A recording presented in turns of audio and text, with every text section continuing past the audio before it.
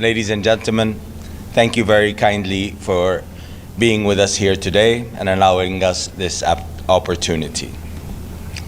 At the outset, I would like to express my honor to deliver this statement as chairperson of the Arab Group this month in New York. And I would like to thank esteemed ambassadors among us today from the Organization of Islamic Cooperation and the Non-Aligned Movement as well. The displacement of Palestinians in Gaza must be unequivocally rejected. The Arab Group categorically rejects such displacement, which constitutes a clear violation of Article 49 of the Fourth Geneva Convention of 1949, prohibiting the forcible transfer of protected populations from occupied territories, irrespective of motive. We commend the international community's firm stance in rejecting these proposals and reaffirming their illegality under international law. A united and unequivocal rejection by member states is imperative. This is not acceptable whether it is against the people of Palestine or any other state. We would also like to shed light on the ongoing, alarming Israeli expanded aggression in the West Bank.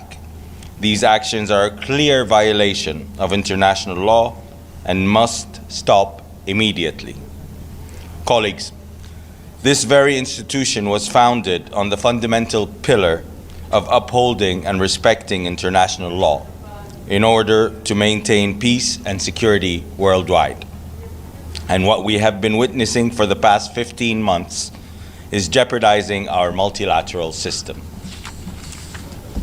The adoption by the Security Council of Resolution 2735 was a glimmer of hope towards the end of the Israeli aggression on Gaza, and we urge the Security Council to uphold and enforce the principles of the resolutions, which calls for an immediate and full and complete ceasefire, the return of Palestinian civilians to their homes and neighborhoods in all areas of Gaza, the safe and effective distribution of humanitarian assistance at scale, and rejection of any attempt at demographic or territorial change in the Gaza Strip, including any action that reduce the territory of Gaza. And finally, the unwavering commitment to the two-state solution consistent with international law and relevant UN resolutions. In addition, we commend Qatar and Egypt, as well as the United States, for the utmost dedication in working around all the obstacles that are jeopardizing the ceasefire deal.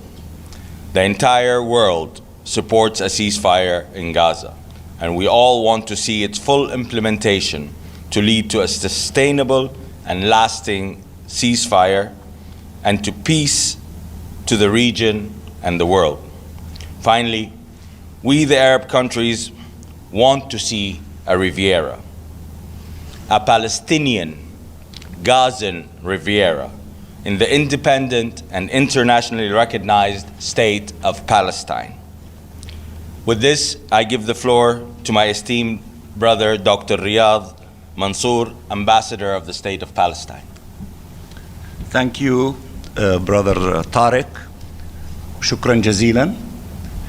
And allow me at the beginning to express our gratitude for this massive representation of all of the Arab ambassadors and ambassadors from all regions of the globe, including NAM, OIC, the Committee on the Exercise of the Inalienable Rights of the Palestinian People from the African countries, from Asia, from Latin America, and this assembly of all ambassadors is to endorse the content of what was read by my brother Tariq, and we are strongly united behind the ceasefire to make it permanent, to spread to not only the Gaza Strip but also in the West Bank against the aggression there,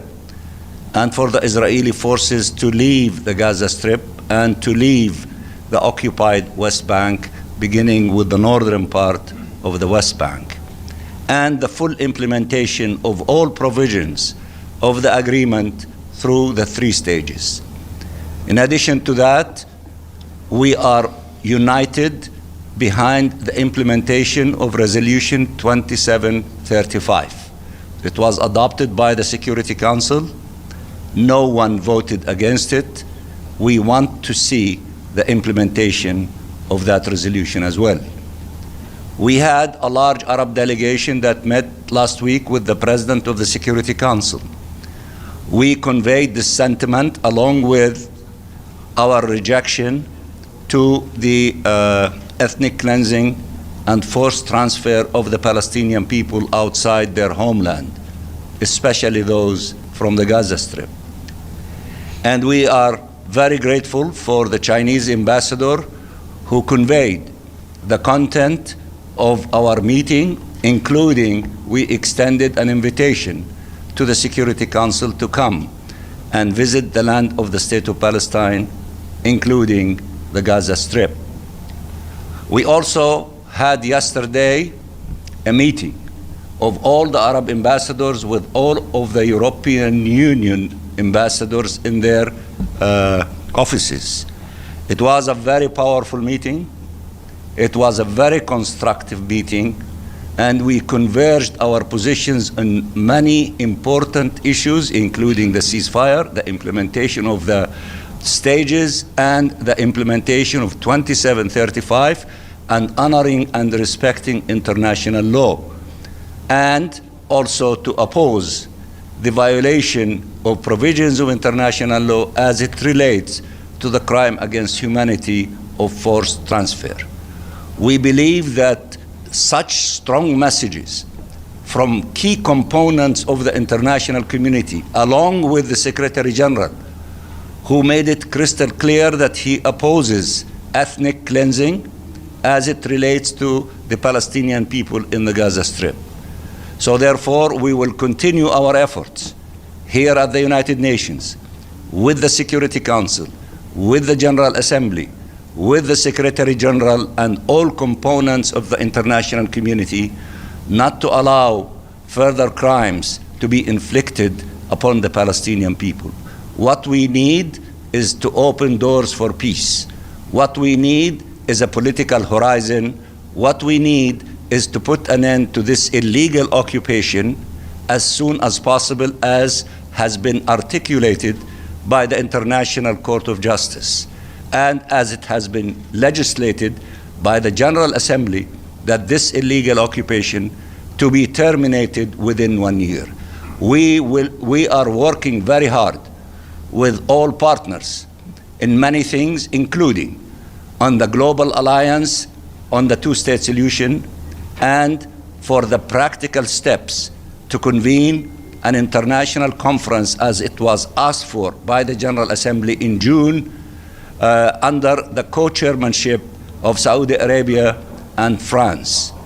This conference is not going to be an ordinary conference where we meet and give statements and issue a declaration.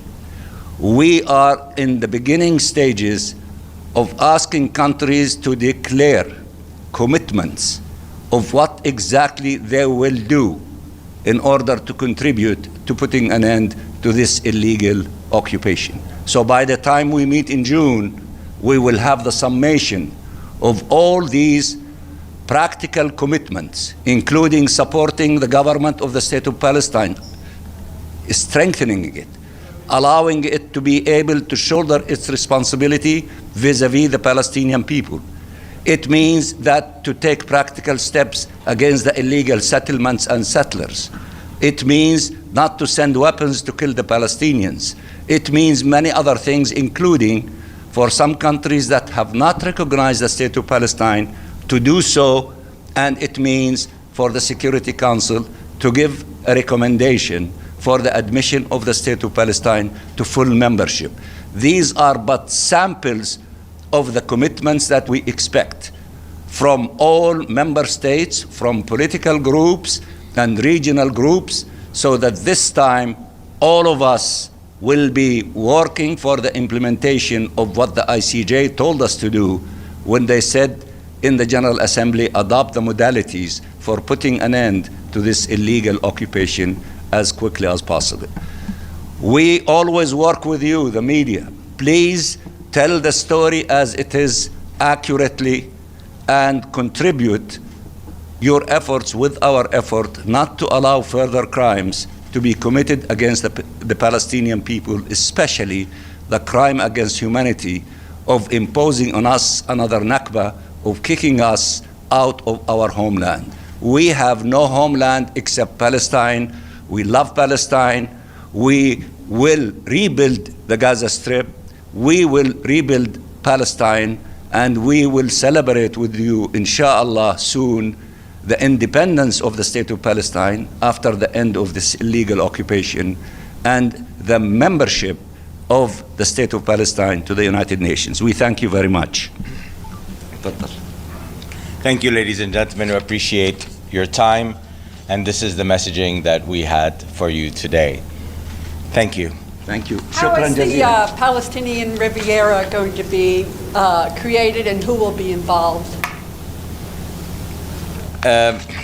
Well, there's, like any other country that has been devastated by war, if you look at World War II, you have London, you have Warsaw, you have Dresden, you have Stalingrad, you have Hiroshima, Nagasaki, all devastated by war. Everybody got together, they built their cities back, and today they are some of the most amazing cities around the world. So, like any other place in the world, this is how Gaza will be rebuilt. Do you believe the Trump administration is engaged in good faith efforts to bring a ceasefire, a permanent ceasefire in the Middle East, based on their recent comments about the Riviera? Well, let's hope so. I mean, the only way forward is a two-state solution. This is agreed upon by every member state around the globe, and this is what we're all working for since day one of this. This has been 100 years ordeal. We can't let this go on. Two-state solution is the only solution that has not been tried to date. The only solution that has not been tried to date is an end to occupation and the existence of a Palestinian state. Everything else did not work. This is the only way forward, and I believe the international community is all behind that. Refugees from around the world, and especially from the Arab world, places where there's been war, are going like to Europe, to everywhere around the world. Why couldn't those who want to emigrate from Gaza do the same?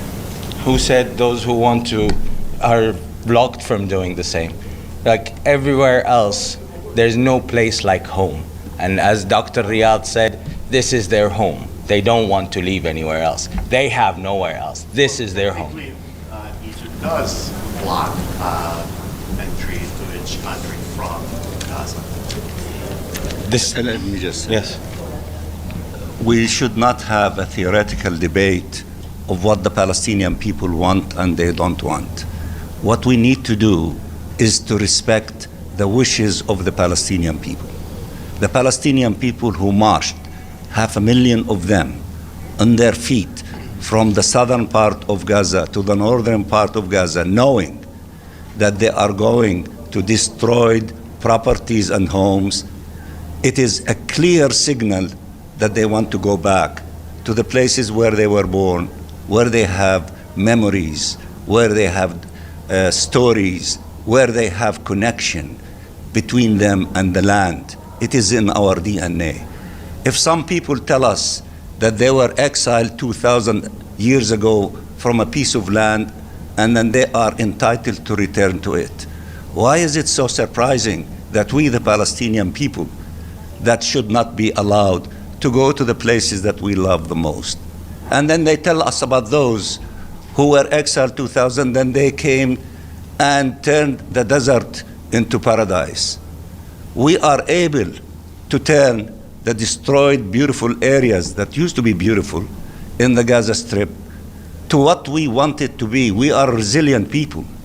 If we are not oppressed, if we are not being killed, if in large numbers, if we are not being put in prisons in large numbers, just once we have that opportunity to exercise the self-determination on the lands of our ancestors, our fathers and grandfathers, then watch us as Palestinians, what wonders we will do. There is no one that can rebuild what they want to rebuild, to have paradise here and there, and we, the Palestinian people, cannot do the same and maybe more. So respect the position of the Palestinian people, the desire of the Palestinian people, and to respect what they decide. Don't kill them, don't force them, don't starve them, don't deny them hospitals, don't deny them schools, and then say they have the right to migrate away from hell. That is not fair, that is not correct, that is not congruent with humanity. One last question. Are there specific steps you would like to see the Security Council or the GA take in the next, say, 2 weeks? Yes, we told the Security Council for the next few weeks, you have two things that you declared that you are united around. One is the implementation of Security Council Resolution 2735 that has many things, including the rebuilding of Gaza, returning to Gaza, and unifying it with all the lands of the state of Palestine. And the other thing that we asked them for that, the implementation of this resolution, implement your joy and happiness in which you declared unanimously in statements in the Security Council that you are welcoming and committing yourself to the agreement on the ceasefire and the implementation of these 3 stages in it. So we told them, this is what we want from you now. That doesn't mean that for them to go and relax. And in fact, I said in the meeting yesterday with the European Union, in which there were 6 members of the Security Council in that meeting between the Arab representatives and the Europeans, you will have few weeks in order to make a difference in the defense of these 2 things. And if we do not see serious commitment to these things, then we will go to Plan B, which I will not share with you, nor I shared with them then. But we are flexible, we are reasonable, we are willing to work with whoever wants to work with us to see the implementation of these 2 things, the resolution and the agreement. But we will not accept that whatever will happen will be at the expense of the Palestinian people. We paid more than enough in terms of those who were killed in the Gaza Strip and in the West Bank. More than 50,000 without adding the perhaps more than 10,000 under the rubbles, and more than 110,000 injured. Enough is enough. We paid more than we should have. We should not have been put in that situation. But in spite of that, we need to put an end to this tragedy, to this genocide, and to begin the process of healing, fixing the schools, fixing the hospitals, cleaning the roads, having clean water, putting our lives in order to allow for temporary housing and shelters to be erected, so to pave the way for the reconstruction stage. The Arabs, based on the plans that we submitted as the leadership of the Palestinian people, which we circulated it to all members of the United Nations. If you don't have it, we'll be more than happy to circulate it to you. The Arabs, based on that and other creative ideas led by our brothers from Egypt, will be in the next few days, as a result of consultations at high levels in Riyadh and the summit in Egypt on the 27th, and a ministerial meeting in Jeddah of the OIC on the 7th of March, we will be able to put the alternative for those who say there is no alternative but their ideas, to show that the Arabs, the Muslims, together, and many of our friends, we have plans of how we can save Gaza, how we can help the people in Gaza to pave the way for beginning the process of reconstructing Gaza, and we will. And many said in the meetings that I refer to, especially with the Europeans, between the technical know-how by many and the financial resources by our brothers, the Arabs, we will be able not to abandon the Palestinian people, but let them to be resurrected from the dooms of what happened to them in the Gaza Strip to the glory of where they can be and to the genius of the Palestinian people, because we are the most educated people in the Middle East. So we can do wonders. Trust us. Thank you very much, and thank you to my colleagues. Thank you.